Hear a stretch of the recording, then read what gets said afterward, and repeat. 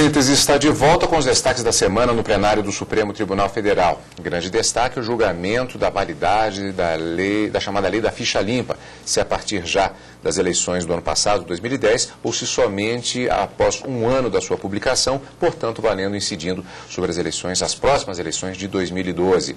Como vimos, houve o voto do ministro relator Gilmar Mendes, já esperava que ele se manifestasse no sentido da validade posterior da lei, e a expectativa para o voto do ministro Luiz Fux, que, como vimos, foi no sentido de acompanhar o voto do ministro relator. A partir daí, a expectativa em relação aos votos dos outros ministros presentes na sessão plenária da quarta-feira, dia 23 de março de 2011, a composição completa do plenário para julgar este importante tema. Acabou se confirmando as expectativas que existiam em relação aos votos dos ministros. Eles mantiveram as respectivas posições sobre o tema manifestadas em julgamentos anteriores, ou seja, com plenário dividido quanto à questão da validade da chamada lei da ficha limpa a partir de 2010. Vamos aos votos. Eleições existem para eleger candidatos. Se candidatos não fazem parte do processo eleitoral, eu não sei, data vênia, o que faz parte do processo eleitoral. Por isso, senhor presidente, pedindo vênias por mais esses acréscimos que trouxe ao meu voto, mas que penso que eram necessários de ser feitos, eu acompanho o voto do eminente relator, ficando por hora apenas no artigo 16. Pedindo vênias ao eminente ministro relator, eu mantenho o meu entendimento, já anteriormente firmado nos dois outros votos, farei a juntada do meu voto neste caso, com as razões especificadas neste caso, e, portanto, eu divijo para negar provimento ao recurso extraordinário, senhor presidente. É como voto. Processo, como bem esclarece o notável processualista José Frederico Marques, é um conjunto de atos concatenados que devem ser praticados numa sequência pré-estabelecida, servindo de instrumento para o exercício da função jurisdicional. Ora, o que faz a lei da ficha limpa? Ela faz simplesmente, o que ela faz simplesmente é estabelecer condições de inelegibilidade sem qualquer interferência no processo eleitoral, que continua a ser exatamente o mesmo anteriormente fixado por lei. Não há, portanto, segundo esse grande constitucionalista e publicista, não há, portanto, dizer-lhe qualquer inconstitucionalidade.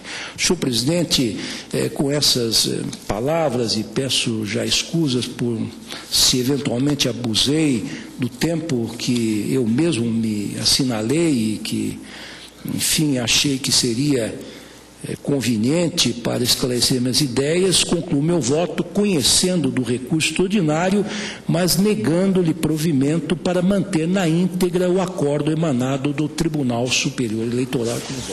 O meu voto, eu não vou repetir esse voto, que ele já foi, partes substanciais dele já foram lidas aqui duas vezes, por ocasião dos recursos extraordinários 631-102 e 630-147. E no que diz respeito à inaplicabilidade do princípio da presunção de inocência, fui voto vencido na ADPF 144. Eu estou reiterando esses meus pontos de vista e requerendo a Sua Excelência, senhor presidente, a juntada desse voto. E estou negando provimento ao recurso extraordinário. Eu acompanho a dissidência iniciada pela ministra Carmen Lúcia, pedindo vênia ao ministro Gilmar Mendes, que, como de hábito, fez um voto estudado, de redação primorosa, e denotador das refinadas locubrações ou reflexões de voto de Sua Excelência. Sem embargo, eu peço vênia ao eminente relator e aos que o acompanharam para divergir do seu voto. Portanto, eu recebo o recurso extraordinário, porém para desprovê-lo e assim manter a decisão recorrida do TSE. Afinal, o resultado do julgamento de hoje é um resultado bom para a nação brasileira, porque daqui para frente, pelo menos, as pessoas que se encontrarem nesta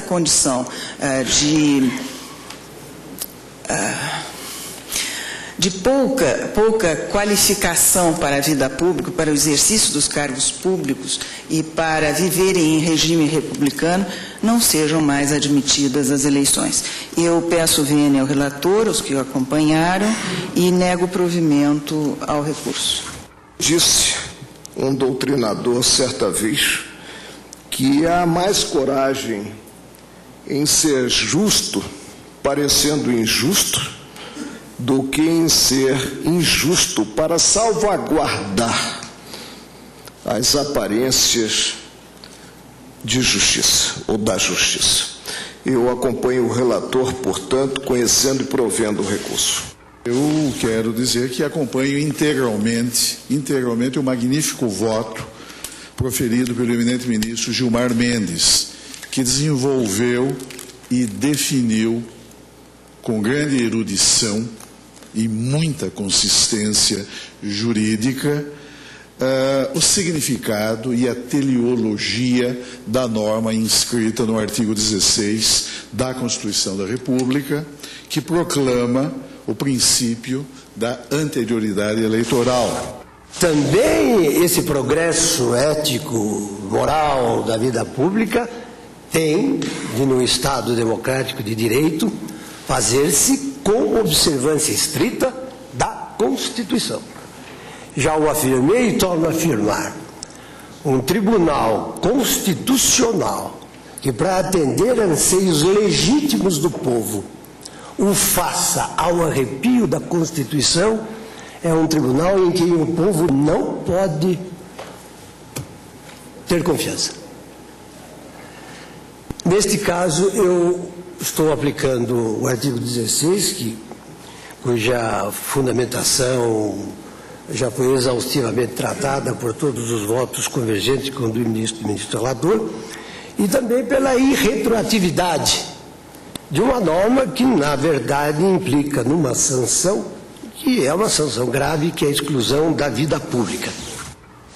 Karina, portanto, decisão do plenário do Supremo Tribunal Federal, bom, primeiramente a lei bastante defendida, mas só vale a partir de um ano após a publicação, como as próximas eleições só se darão em 2012, só terão essa incidência, portanto, no próximo pleito. Por 6 votos a 5, os ministros decidiram que a lei da ficha limpa não valeu, né, para as eleições de 2010. E aquela circunstância de candidatos que recorreram à justiça tentando derrubar a decisão do TSE no sentido de obstar o registro da candidatura, poderão agora ser diplomados, já que a decisão do TSE, com esse entendimento e essa decisão proferida, já com o plenário da Corte totalmente composto, deve prevalecer sobre a decisão do TSE. Então, nesse caso, o recurso extraordinário foi provido para se anular, né, vamos dizer assim, para se derrubar a decisão do TSE e possibilitar apenas aqueles que recorreram, e não aqueles que já tiveram decisões transitadas em julgados ou que não recorreram, se manifestaram inertes à situação, mas aqueles que recorreram poderão ter direito à diplomação, caso o número de votos alcançados na urna forem suficientes para a sua eleição, para a sua candidatura, para o exercício do mandato. Toda uma movimentação já acontece, portanto, não apenas no Poder Legislativo Federal, mas também em todo o Brasil, em função desta decisão do Supremo Tribunal Federal. Grande destaque, portanto, da semana entre os julgamentos que você está revendo aqui no Síntese. Na sessão plenária da quinta-feira, lembrando que esse julgamento da chamada Lei da Ficha Limpa aconteceu em toda a sessão plenária da quarta-feira, na sessão da quinta nós tivemos como grande destaque o habeas corpus 106.212, relatoria do ministro Marco Aurélio, Sedenir Balbi Bertolini versus STJ. Condenado pela Justiça de Mato Grosso do Sul a pena restritiva de liberdade de 15 dias, convertida em pena alternativa de prestação de serviços à comunidade, ele foi punido com base no artigo 21 da Lei 3.688, Lei das Contravenções Penais, acusado de ter desferido tapas e empurrões na companheira. Antes do Supremo Tribunal Federal, a defesa havia apelado sucessivamente, sem obter sucesso, ao Tribunal de Justiça do Estado do Mato Grosso do Sul e ao Superior Tribunal de Justiça. Karina, aqui no caso, o processo trata especificamente de um artigo da Lei Maria da Penha. esta situação de ter empurrado a companheira, de tê-la agredido, fez com que ele sofresse essa condenação com base na Lei Maria da Penha. Exato. Ele faz um questionamento em relação a um artigo da Lei Maria da Penha que vai fazer referência a uma outra lei, também bastante conhecida, a Lei 9.999, de 1995, que é a Lei dos Juizados Especiais. Como se dá esse mosaico, essa questão? Por que esse artigo da Lei Maria da Penha faz referência à Lei dos Juizados Especiais e o que queria o impetrante no caso deste habeas corpus número 106.212? O artigo 41 da Lei Maria da Penha veda expressamente a aplicação da Lei 9.099 de 95, a Lei dos Juizados, para esses casos envolvendo violência doméstica. E durante a sessão plenária de quinta-feira, durante os votos, os ministros até disseram que o propósito da lei foi justamente que porque a Lei dos Juizados ela não dava respaldo suficiente na punição do agressor e daí veio, portanto, a Lei Maria da Penha, de uma forma um pouco mais dura, trazer as condenações e as restrições que o agressor deve cumprir em caso de agressão e violência doméstica. Caso o paciente ele tentava buscar a aplicação, tentava trazer ao Supremo Tribunal Federal argumentos para que o artigo 41, que veda essa aplicação da Lei 9.099, a inconstitucionalidade. Então ele queria que fosse declarado inconstitucional esse artigo 41. Por quê? A Lei dos Juizados, no artigo 89, prevê a possibilidade de suspensão do processo. Quando é que isso acontece? Quando a pena mínima que o infrator puder vir a ser condenado for igual ou inferior a 1 ano. Então, o processo seria suspenso por um período de 2 a 4 anos e durante esse período de suspensão, esse suposto agressor ou esse suposto infrator deveria cumprir algumas regrinhas, né? Ele passaria por um período de prova. Caso descumprida alguma dessas regrinhas, ele voltaria à situação anterior e teria que cumprir a pena efetivamente. Então, essa suspensão do processo era o que o paciente objetivava para tentar afastar a condenação que lhe foi imposta de restrição de direitos pela Maria da Penha.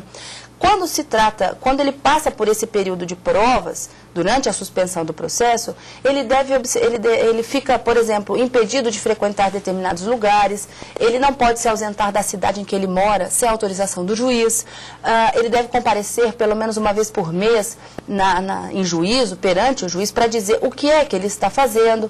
Caso haja reparação do dano, ele deve reparar esse dano, enfim.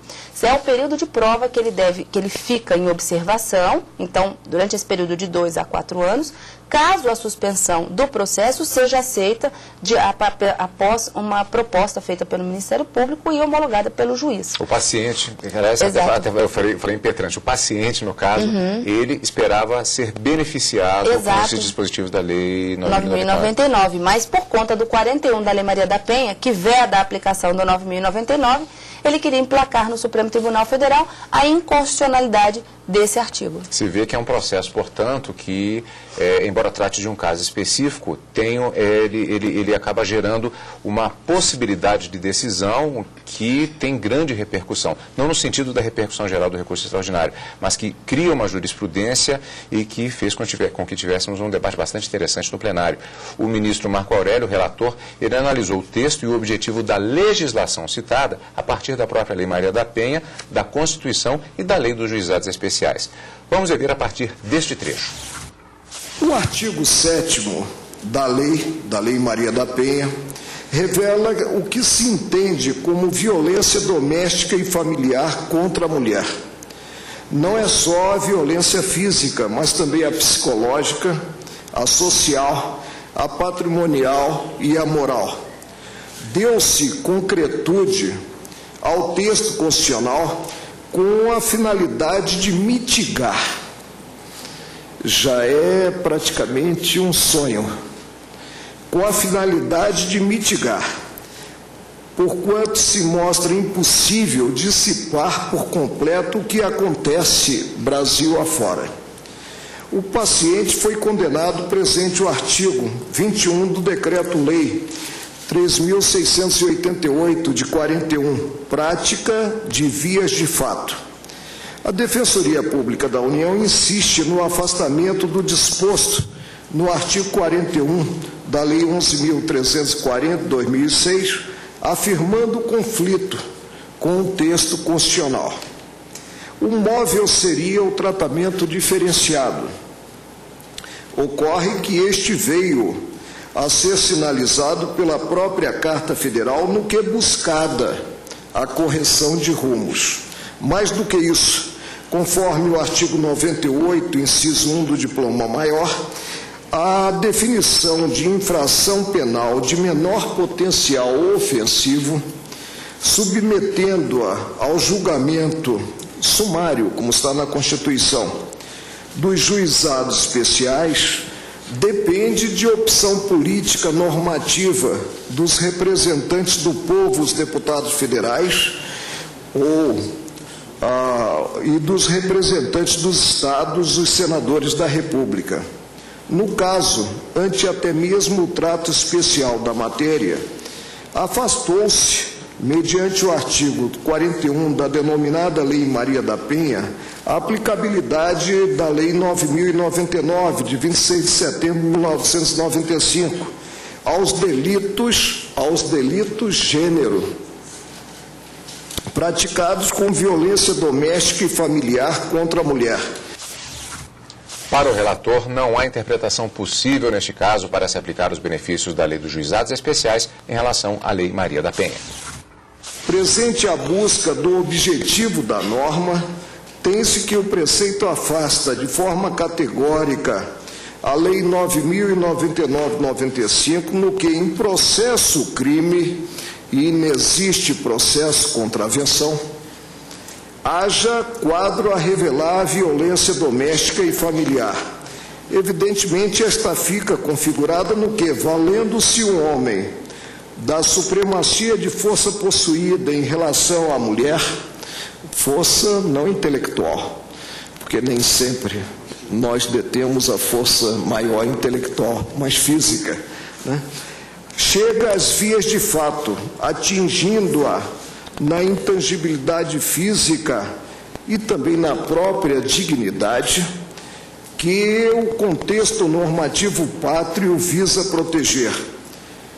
Tenho como de alcance linear e constitucional o disposto no artigo 41 da Lei 8.340, de 2006, que ao fim se coaduna com a máxima de Rui de que a regra da igualdade não consiste senão em quinhoar desigualmente aos desiguais, na medida em que se desigualam. Tratar com desigualdade a iguais ou a desiguais com igualdade seria desigualdade flagrante e não igualdade real. Citando Rui Barbosa, o ministro Marco Aurélio finalizará o voto. Vamos ver. O enfoque atende à ordem jurídico-constitucional, à procura do avanço cultural, ao necessário combate às vergonhosas estatísticas do desprezo às famílias, considerada a célula básica que é a mulher. Bem andaram o juízo, o Tribunal de Justiça e o Superior Tribunal de Justiça, estes dois últimos ao manterem o quadro decisório formalizado, que resultou na aplicação da pena de 15 dias de prisão simples, substituída por restritiva de direitos, consistente na prestação de serviços à comunidade. Aliás, pena que consubstancia mera advertência a inibir a reiteração de práticas das mais condenáveis. Indefiro a ordem, declarando a constitucionalidade do artigo 41 da Lei 11.340 de 2006, cuja importância para a preservação dos interesses maiores da sociedade equipara-se, se é que não suplanta, a dos avanços ocorridos com o Código Nacional de Trânsito, o Código de Defesa do Consumidor e a Lei de Responsabilidade Fiscal. É como voto, presidente. Voto esse acompanhado por unanimidade, portanto, decisão do Supremo não vale não valem os benefícios da Lei 9.099 aplicados nos casos da Lei Maria da Penha. Definitivamente não. Artigo 41 da lei, que exclui a aplicação da Lei dos Juizados, é constitucional, e isso decidido por votação unânime no plenário desta quinta-feira. Karina, com isso nós encerramos o nosso programa de hoje. Encontro marcado na semana que vem com mais decisões no plenário do Supremo Tribunal Federal, direto do plenário ao vivo, quarta e quinta-feira, e mais uma edição de síntese com os destaques da semana. Na próxima semana, sem dúvida. Você, amigo da TV Justiça, como sempre, obrigado pela audiência. E continue conosco, aqui, na TV Justiça.